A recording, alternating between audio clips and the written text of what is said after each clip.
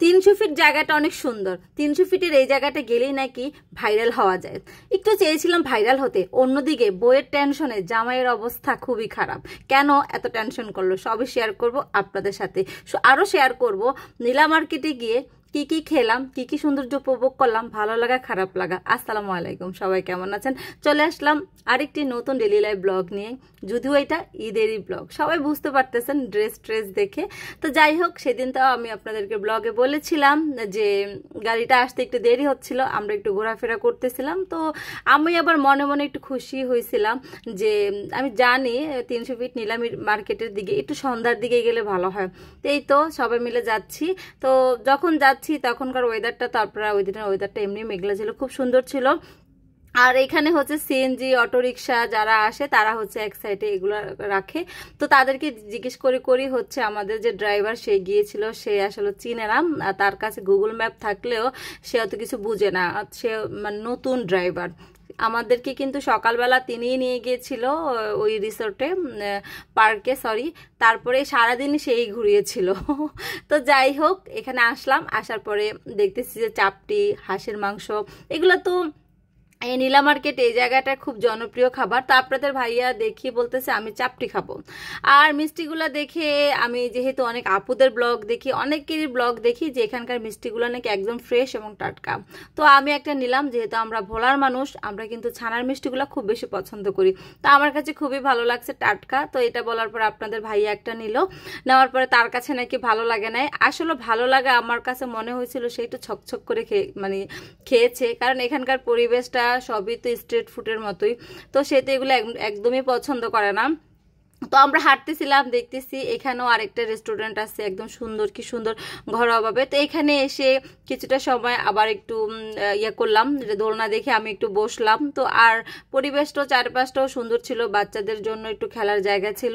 তো অনেকটা সময় এখানে থেকে গল্প টল্প করে টোরে তারপরে আবার চলে যাব, কারণ আমাদের যে ড্রাইভার সে কিন্তু বললাম না যে উবার, তো সে আমাদেরকে সারাদিনেই ঘুরাইছে। তো বেচারাকে বসিয়ে রেখে তো আমরা এতটা সময় নষ্ট করতে পারি না। তো এদিকে হচ্ছে আমার ছেলে ঝালমুড়ি দেখে বলতেছে ঝালমুড়ি খাবে। তো আমরা প্রথমে খাইতে চাইতেছিলাম না যে কেমন হয় না হয়, পরে নিয়ে দেখলাম যে না, সেই লেভেলের মজা।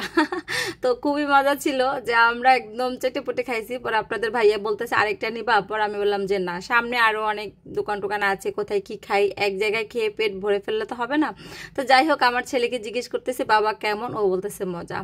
আর এইদিকে হচ্ছে আমরা বললাম যে চলো তাহলে যেতে চলেই যাব, তুমি যেতে চাপটি খেতে চাইছো চাপটিটা খেয়েই যাই। তো এখানে সবসময় আমরা জানি নীলা মার্কেট বা এখানকার হাঁসের মাংসটা খুবই জনপ্রিয়। তো সবারটা শুনেই কিন্তু নিয়েছে, সেটা সত্যি কথা। বাট নেওয়ার পরে এত বাজে কি বলবো। আর আমার মনে হয় আবার এই সিজনের হাঁসের মাংসটা মজাও না, শীতের সিজনে কিন্তু বেশি মজা। তো যাই হোক, চাপড়িটা কিন্তু বেশ মজার ছিল। তো খেয়ে টেয়ে চলে আসলাম। এখানে সবজি টবজি দেখতেছি, এখানে তো অনেক ফ্রেশ এবং টাটকা শাকসবজি পাওয়া যায়। আর যেহেতু ঈদের পরের দিনই ছিল, এই জন্য আমরা সবজি টবজি কিছু নেই বাসায় ছিল। তো এটা দেখে আমার খুবই পছন্দ হয়েছে। তো আপনাদের ভাইয়াকে বললাম যে ডেউয়া, আমরা এটাকে আমাদের গ্রামের ভাষায় ডেউয়া বলি, ডেউয়া নামেই চিনি, আপনারা কে কি নামে চিনেন সেটাও বলবেন। তো এখান থেকে ডেউয়া নিলাম। আর দেখতেছেন কি সুন্দর করে সাজিয়ে চিকেনটাকে ফ্রাই করতেছে। আসলে যে কাজই করুক না কেন, প্রত্যেকটা কাজেরই কিন্তু সুন্দর একটা আর্ট থাকে। তো এবার হচ্ছে আমাদের চলে যাওয়ার পালা, যেহেতু আমরা সেই দুপুর থেকে ঘোরাঘুরি করতেছিলাম, জলসিঁড়ি সেন্ট্রাল পার্কে ঘুরেছি, সেই ব্লগগুলো তো আপনারা দেখেছেন। এটা হচ্ছে বিকেলে। আর আরেকটা কথা, যে জামাইরা বউদেরকে নিয়ে ঘুরতে যেতে চায় না, তাদেরকে কি করবেন জানেন, এরকম একদিন বের করে সব জায়গায় ঘোরাবেন। তো যাই হোক, এবার রাস্তার এক ফাঁকে মাঝখানে আমি বললাম যে এখানে আমি একটু দাঁড়াবো, দেখি এই জায়গাটা সবাই দেখি ভিডিও করে কেমন লাগে। ওরে বাবা, যেহেতু মেন রোড, সে আমার হাজবেন্ড তো টেনশনে, কোথা থেকে গাড়ি আসে না কি আসে, কোনো একটা বিপদ হয় কিনা, সে শুধু ডানে তাকায় বামে তাকায়, অস্থির হয়ে গেছে যে চলো চলো, ভয় পাচ্ছিল যে এরকম যেহেতু হাইওয়ে রোড, এখানে কোনো একটা প্রবলেম হলে হতেও পারে, অ্যাক্সিডেন্ট, যেহেতু আমরা অনেক সময় দেখি কিন্তু টিভিতে। আর তার মুখটা দেখেন।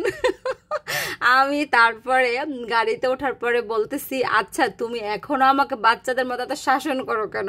বলতেছে উল্টাপাল্টা কাজ আমার একদমই ভালো লাগে না, হাইওয়ে রোডে তোমার নামার কি দরকার ছিল? যাই হোক, জামাই বাচ্চারা একটু বকা দিলেও বকা খেতে হয়, কারণ আমি তো নেমেছি, এনজয় তো করতে পারছি। তো যাই হোক, এবার আমরা সবাই চলে যাব। তারপরে বাসায় এসে যে ডেউয়াগুলো এনেছি, যেহেতু সারাদিন ঘোরাঘুরি করছি, সাথে সাথেই ভর্তাটা মাখিয়ে ফেলছি। তো কেমন লাগলো আমার ব্লগটি? আসসালামু আলাইকুম।